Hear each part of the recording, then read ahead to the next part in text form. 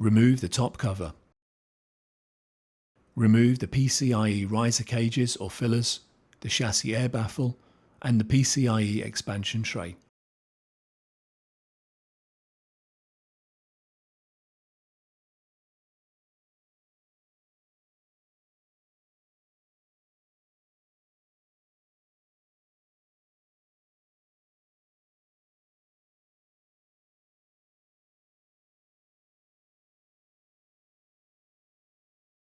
Disconnect the cables from the adapter.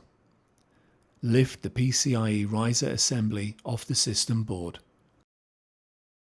Remove the adapter.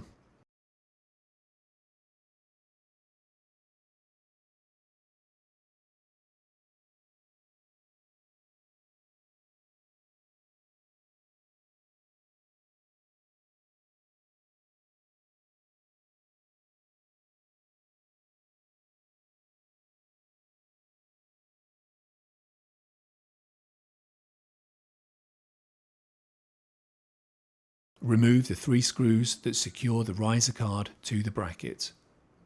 Slide the riser assembly to remove it from the bracket.